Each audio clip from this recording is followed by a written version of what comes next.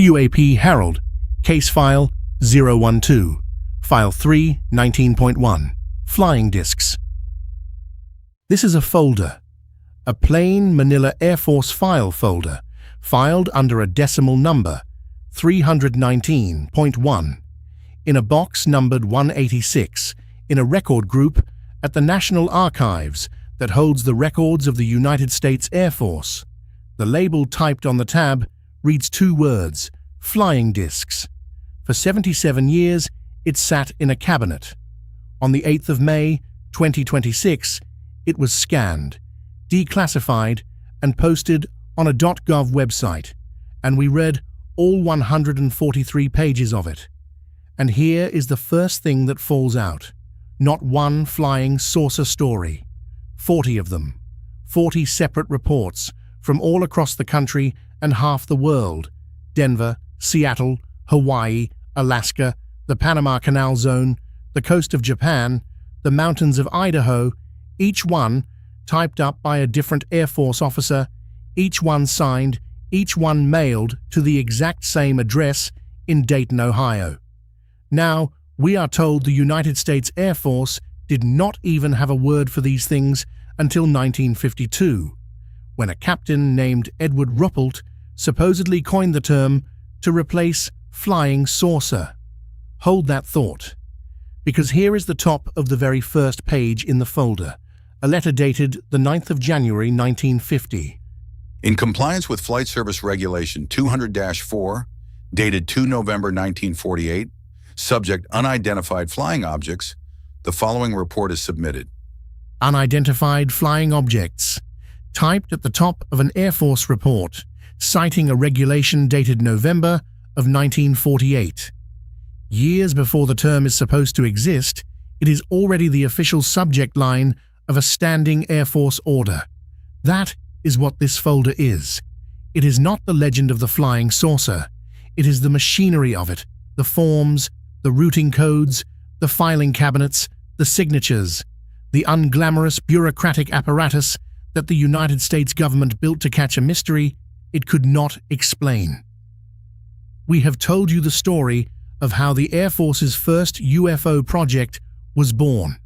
Project Sign, the Twining Memo, the legend of a report ordered burned. That was another file. Tonight is the machine that project actually ran on. The intake, the engine room. What did the government's flying saucer operation look like from the inside? Not in the myth, but in the paperwork. It looks like this folder. 40 reports, 50 named witnesses, a general's signature at the top, and a private first class's sworn statement at the bottom, and one date, handwritten in the margin of the founding documents, that tells you exactly when the government decided to stop asking. Case File 319.1. Let's open it. Act 1. The order that built the machine. To understand a folder, you have to understand the order that created it, because every single report inside File 319.1 exists for one reason. Somebody in Washington signed a piece of paper telling airmen to file it. It starts, as all of this does, in the summer of 1947. On the 24th of June, a private pilot named Kenneth Arnold is flying near Mount Rainier in Washington state when he sees 9 bright objects racing along the ridgeline. He tells a reporter they moved like, and this is the phrase that changed everything, a saucer skipping across water. He was describing the motion. The newspapers heard the shape, and within days, 2 words were on every front page in America. Arnold never said the objects were saucer-shaped. He compared how they moved to a saucer skipped across water. The press turned that into flying saucer, and the alternative, flying disc, and those became the words the whole country and the whole Air Force would use for years.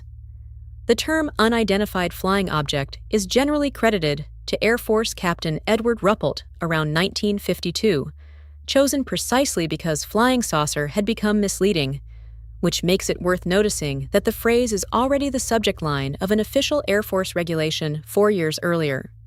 Because in the weeks after Arnold, the sightings did not stop. They multiplied. Pilots, police, weather observers, whole airfields. And the Air Force had a genuine problem. Reports were coming in through a dozen different channels, in a dozen different formats, and nobody could compare them. So the intelligence men did the most intelligence thing imaginable. They standardized the paperwork.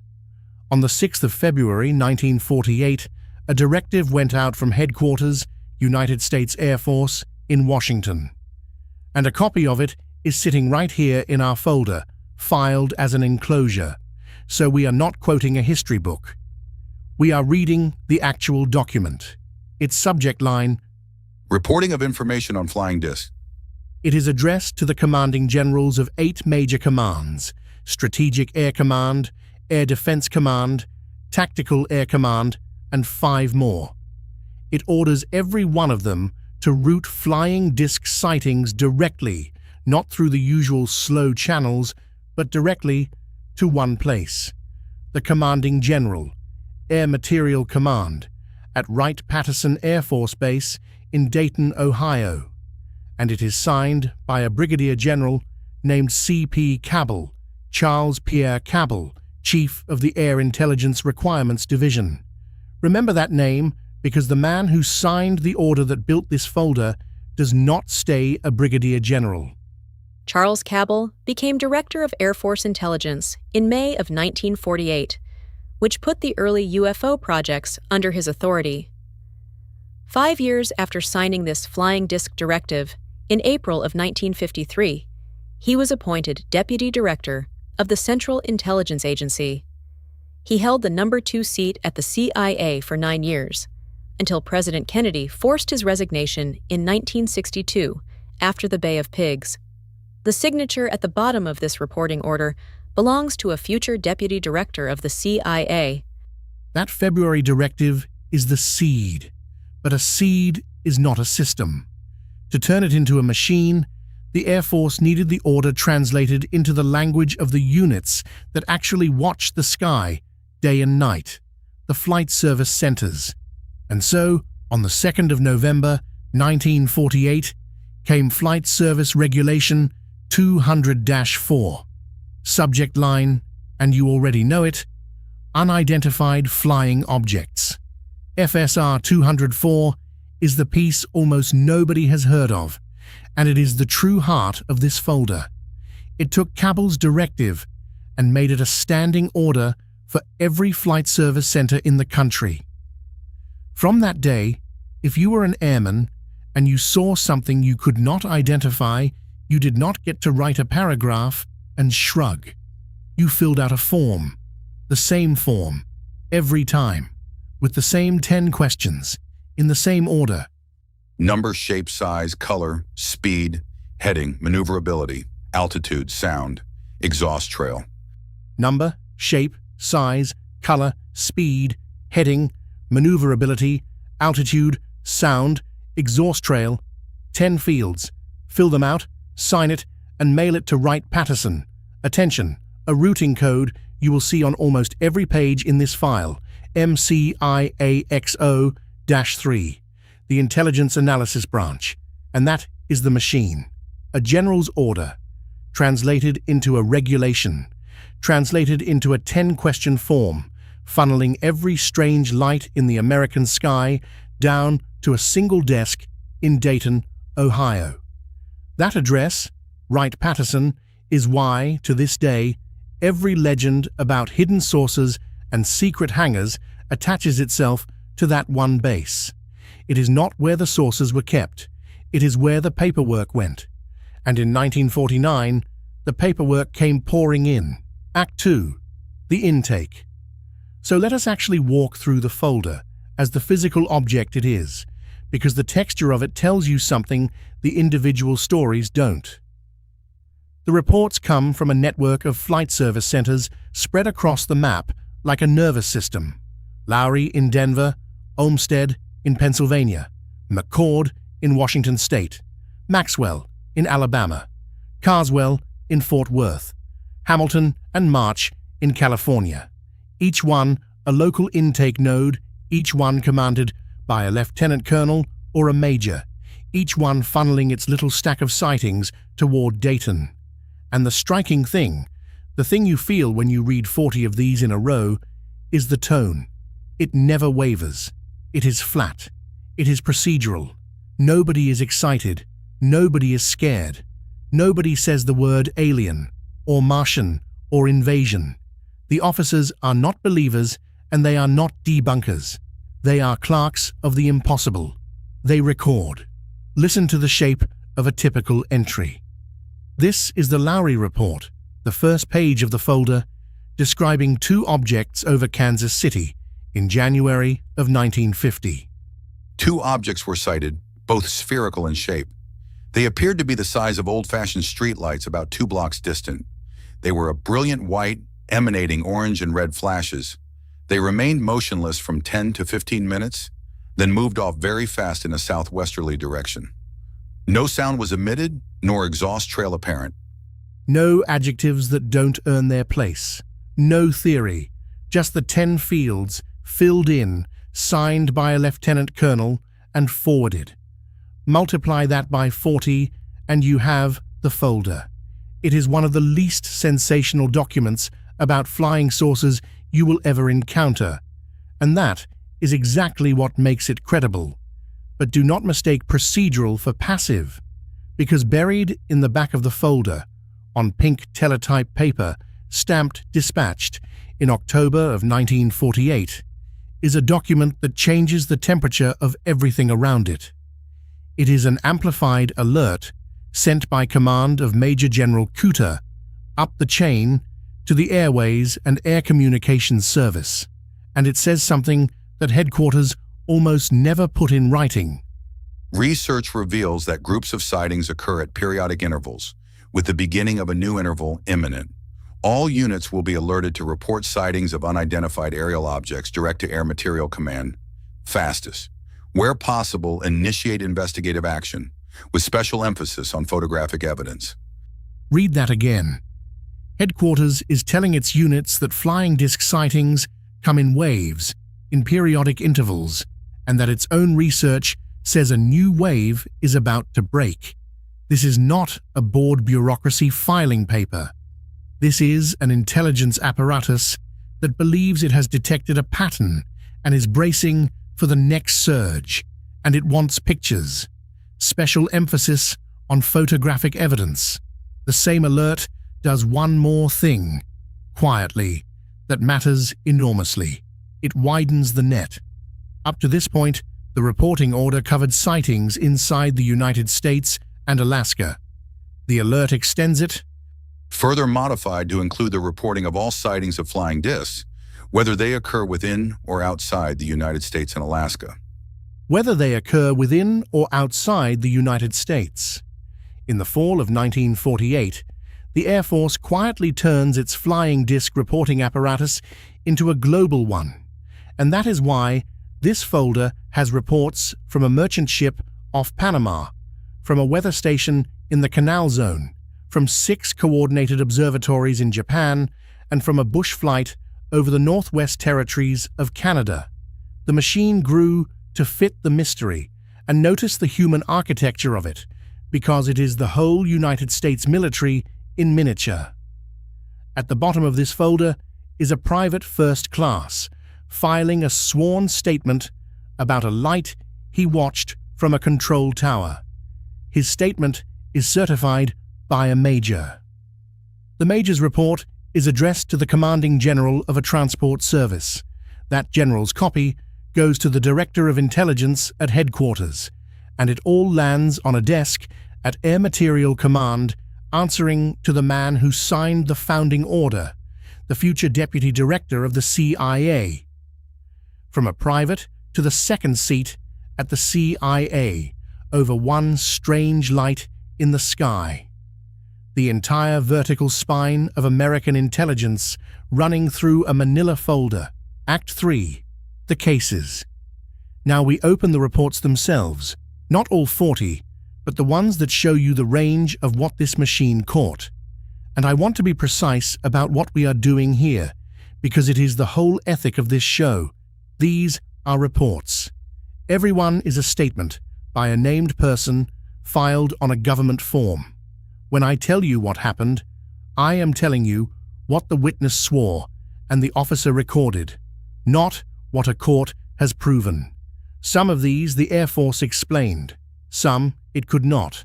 We will tell you which is which. Start with the crown jewel of the folder, the most complete single case in all 143 pages. Fairfield, Suisun Air Force Base, California. The 3rd of December, 1948. And this one is special because it is not just a letter. It is a full Project Sign investigation package, and its cover sheet says so in the subject line.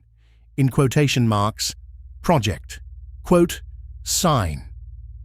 The witness is a control tower operator, a private first class named Bruce Erlin McFarland, a former radio announcer with a general classification test score of 143, which is very high. His fellow non-coms vouch for him in writing. And here is his account, the way the reporting officer set it down.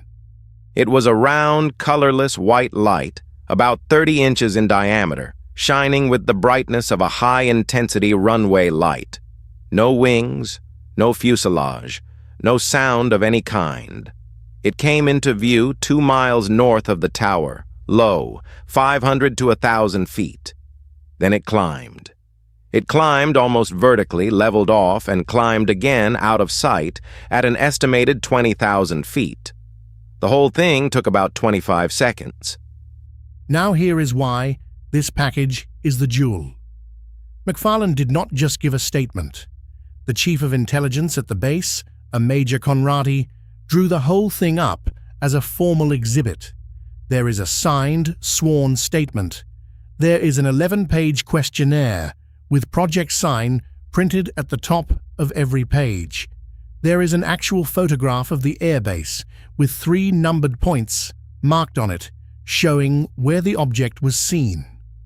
And there is a hand-drawn base layout plan, a real cartographic diagram, with the object's path traced across it in red ink, and annotations written along the track. Object came into view at an altitude of 500 to 1,000 feet, traveling at an estimated speed over 400 miles per hour. Object slowed to an estimated 200. Object maintained a fast climb to 20,000 feet.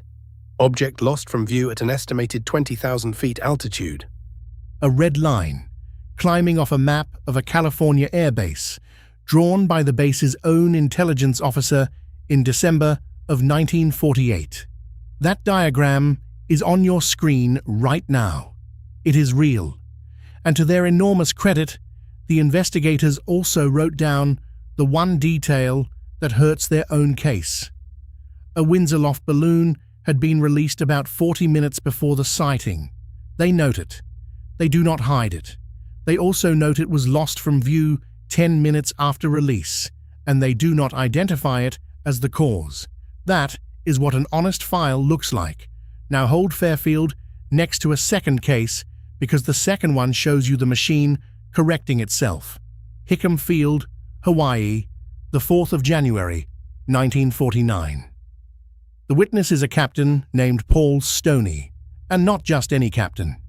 He is an assistant intelligence officer and a pilot, and the reporting officer goes out of his way to certify his character. This officer is an extremely cool and level-headed person who is not given to the making of rash statements or the use of poor judgment. Stoney watched an object for nearly half an hour. In his own report it, and I am quoting the file, appeared to be a large round piece of flat white cardboard oscillating continually. White on the underside, dark on top, drifting and circling, gaining altitude, and, this is the part that got it filed rather than dismissed, Stoney judged it was under intelligent control. It was my opinion that this object was under absolute control at all times and that definite gyrations were being executed. Under absolute control. Now watch what the machine does with that. A follow-up memo comes back with a tidy explanation. It was probably cardboard or light metal, lofted by the warm updrafts that rise off Hickham's sugarcane fields. Case closing. Except, and this is the single most beautiful thing in the whole folder, somebody at a desk was not satisfied. And in the margin of that debunking memo, in pen, in handwriting, initialed only JNOMH, is this. Checked with AWS and found updrafts occur in this area, but not of sufficient intensity to induce the movement described in correspondence attached. The debunk and the refutation of the debunk preserved on the same piece of paper. An anonymous officer checked with the Air Weather Service and found the tidy explanation didn't hold, and instead of quietly losing the memo, he wrote it down and left it in the file. That is what a working folder gives you, that a polished final report never will. The argument still in progress. Third case, and this one leaves the desk and goes into the field. Kodiak, Alaska, the 8th of April, 1949. This one is not even an Air Force report, it is a Naval Intelligence report, filed by the District Intelligence Office of the 17th Naval District, because the reporting net was now so wide it pulled in the Navy. And the witness list is what makes it. A greenish-blue object, moving at what the witnesses estimated as enormous speed, seen by a United States Deputy Marshal named Paul Herring, by a Navy Operations Officer, Lieutenant Commander Shepard, and by a cab driver and a bus driver on the naval base. There is a hand-drawn map in the file, marking the object's course across Kodiak Island, and a careful note for the record. This is a documented report from April of 1949. It is a different event from the far more famous Kodiak radar case of January 1950. We are showing you the one that is actually in our folder, and the fourth case is the one that, read cold in 2026, is the hardest to wave away. Mountain Home, Idaho, the 24th of July, 1949. The witness is an airport manager named Harry Clark, and a captain vouches in writing that Clark is a reliable man. Clark reports 7 objects flying in a V formation, and their shape, in his description, is very specific. Not saucers, not spheres. 7 delta wing objects in V formation. Each one showed a dark circular structure where the pilot normally sits. 7 delta wings, and Clark did not just watch. He climbed into his own light plane, a Cub cruiser, and tried to intercept them.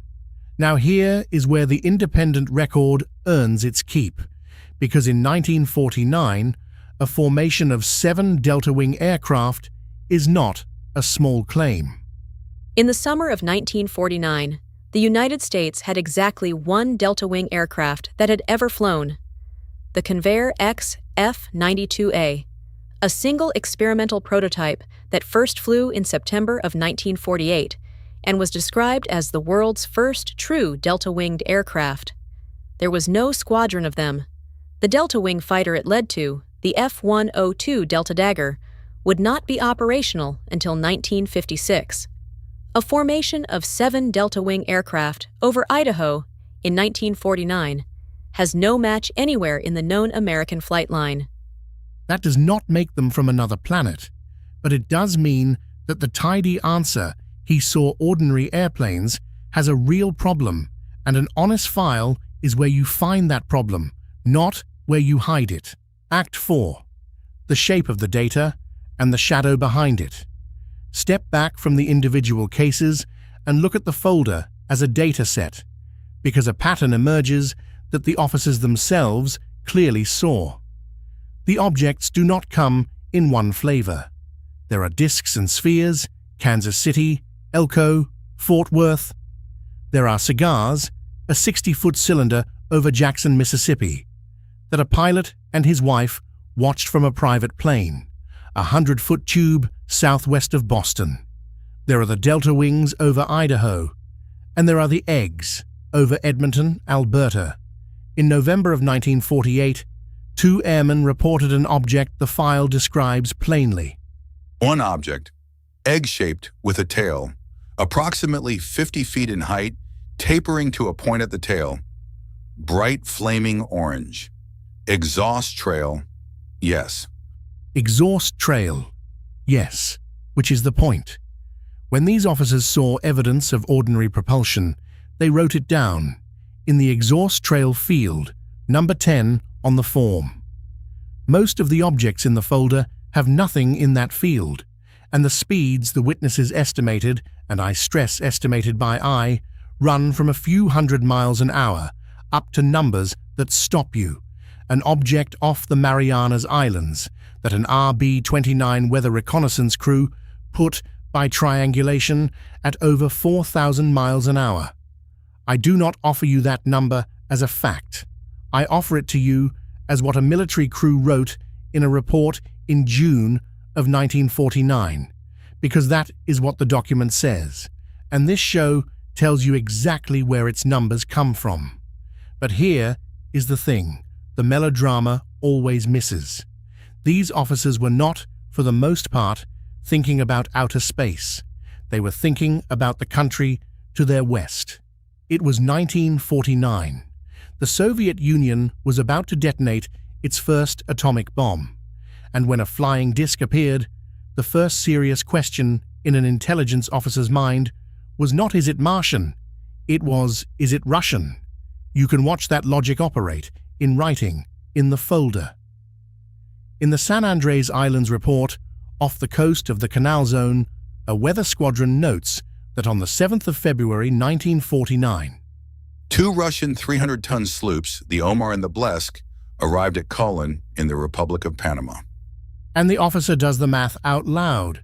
Could the discs seen the day before have been launched from those ships as they passed? Backtrack computation of wind and course and point of sighting lend a possibility that the objects were in free flight after release from these ships, which followed a direct course from St. Thomas to Colon. The hypothesis goes nowhere. There is no follow-up, no proof. But it tells you the frame the whole folder lives inside.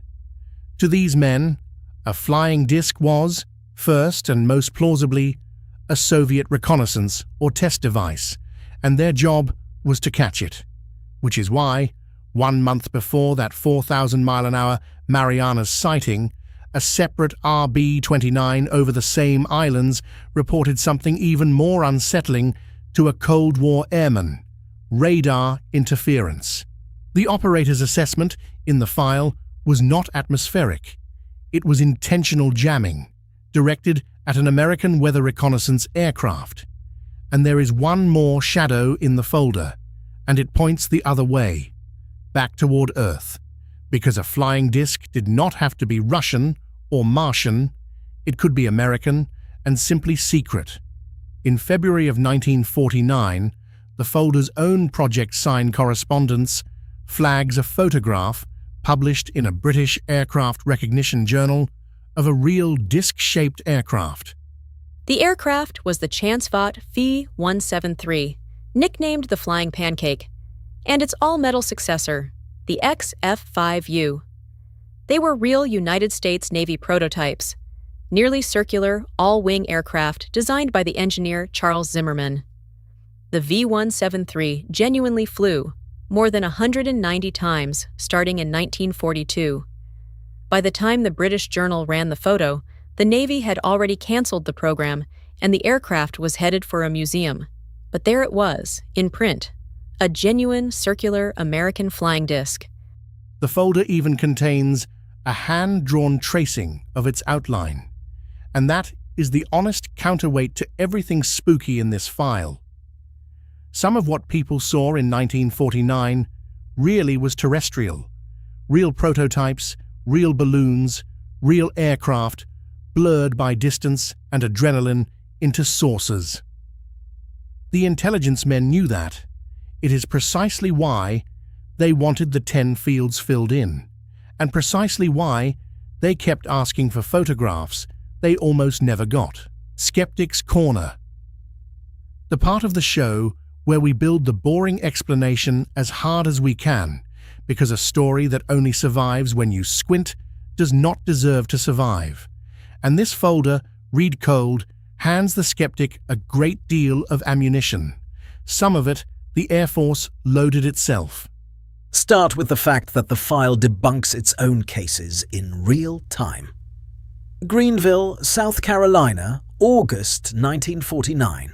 The operations section runs it down and concludes, in writing, the object was a Geological Weather Service balloon released in Tennessee.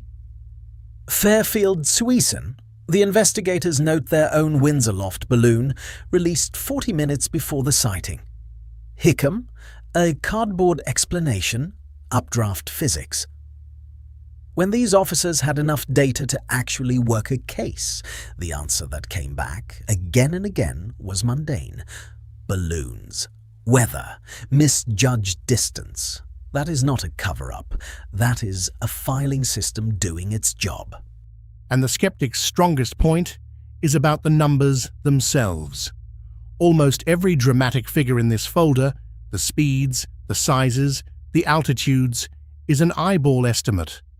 A man on the ground looks up at a light and guesses it is going 4,000 miles an hour.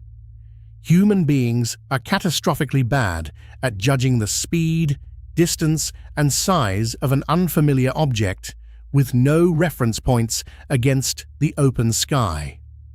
The Air Force knew it. It is the entire reason Field Number 10 was photographs, and the entire reason the periodic alert begged for photographic evidence, which almost never arrived. And you have handed me the two best mundane explanations yourselves. A real disc-shaped aircraft existed, the flying pancake. A real delta wing prototype existed, the XF-92. Add secret balloons rising to 100,000 feet, planets low on the horizon, and the ordinary meteor, and you can account for the overwhelming majority of this folder without ever leaving the atmosphere or the 1940s. As for your 7 delta wings over Idaho, that is one man, no photograph, no instrument, no second sensor. In a court and in science, that is an anecdote. That is a strong case, and we are not going to pretend it isn't. Most of File 319.1 is balloons and estimates and honest confusion. If you want the whole thing to be mundane, the folder mostly cooperates, but the skeptic has to be honest too. And here the file pushes back in 3 specific places. 1. The witnesses are not cranks. The government's own officers certify them in writing. Cool, level-headed, reliable, high test scores. When the machine's own gatekeepers vouch for the observers, you cannot dismiss the observers as fools. 2. The machine corrected itself and kept the correction. That handwritten note at Hickam, checking the updraft theory and finding it wanting, is the file refusing to accept the easy answer. And 3. After you subtract every balloon, every planet, every prototype, and every misjudged distance, the folder does not zero out. A residue remains, cases the officers investigated could not explain, and simply closed with the words, "No further information available." Small, stubborn, still sitting there. The skeptic clears the room. He does not empty it. The record. The timeline of the machine, dates only, from the documents. The 24th of June, 1947. Kenneth Arnold, Mount Rainier, the press coins Flying Saucer. The 30th of December, 1947. The Air Force establishes its first UFO project, Project Sign, at Wright-Patterson. The 6th of February, 1948. Brigadier General Cabell signs the directive. Report flying discs directly to Air Materiel Command. That directive is in this folder. The 26th of October, 1948. The amplified alert. Sightings come in periodic intervals. A new wave is imminent. Get photographs and report them worldwide. The 2nd of November, 1948. Flight Service Regulation 204. Subject Unidentified Flying Objects. The 10-field form becomes a standing order. November 1948 through January 1950. The 40 reports in File 319.1 land at Wright-Patterson, Fairfield-Suisun, Edmonton, Hickam, Kodiak, Elko, the Marianas, Mountain Home, and the rest. The 11th of February, 1949. Project Sign becomes Project Grudge. The mood turns from investigate to explain away. And then the date that ends this story. Handwritten in the margin of the founding documents in this folder, on the Cabell Directive, and on the Periodic Intervals Alert, are 5 words, rescinded per letter, Headquarters USAF, and a date, the 11th of January, 1950.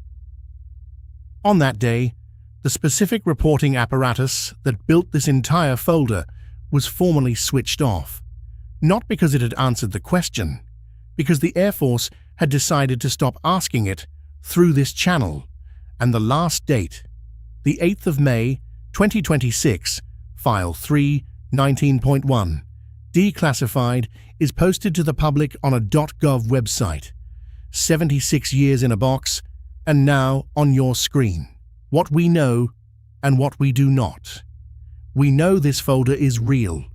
143 pages, 40 reports, from the National Archives, Record Group 342, Box 186, File 319.1, independently confirmed, down to the box number, by the government's own 2026 release.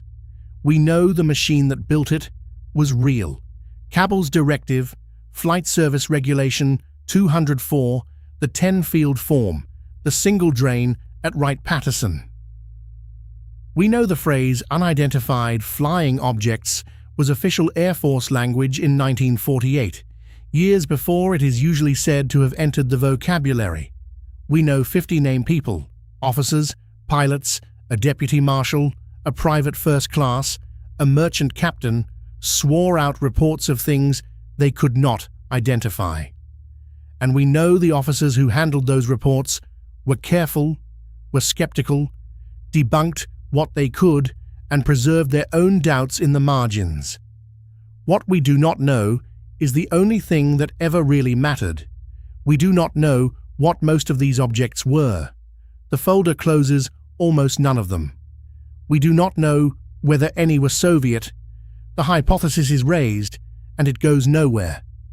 We do not know what the crews over the Marianas were tracking or jamming, and we do not know the real reason that on the 11th of January 1950, the Air Force reached into this file, found its founding orders, and wrote rescinded across them, closing the intake without ever closing the question. 40 reports came in. The Air Force answered a handful, and then it turned the machine off. That is not a conspiracy. It might be something stranger, a government that looked hard at something it could not explain, wrote it all down in triplicate, and then, quietly, decided it would rather stop looking than keep not knowing. So, filed. Case File 012, File 319.1, Flying Discs. Not a smoking gun. Something rarer and in its way more haunting. The honest paperwork of a superpower confronting a mystery. A general's order. A regulation with a name it wasn't supposed to have yet. 40 reports from across the world funneled to one desk in Ohio. 50 sworn witnesses the government itself called reliable. A red line climbing off a map of a California airbase. A handwritten note in a margin refusing to accept the easy answer. And 5 words penciled across the founding documents on the 11th of January 1950, rescinded per letter, Headquarters USAF. The lesson of this file is not that the truth is out there. It is that when a government does not know what something is, it does the most human thing imaginable. It builds a form, it fills the folder, and when the folder still won't answer, it closes the drawer. Status: unresolved, not because a saucer was ever proven, but because 40 reports were closed by a filing decision and not by an explanation, exactly where the Air Force left them, declassified, investigated, filed. This has been the UAP Herald. Every document in this episode is a real declassified United States government file, read, cross-checked, and verified against the independent record by an autonomous multi-agent AI investigation. No tinfoil, no talking heads, just the documents, the analysis, and the receipts. If you want to read File 319.1 for yourself, the Cabell Directive, the Fairfield Diagram, the note in the margin, the case file link is in the description. Subscribe, and we will open the next folder together. The truth isn't whispered, it's filed.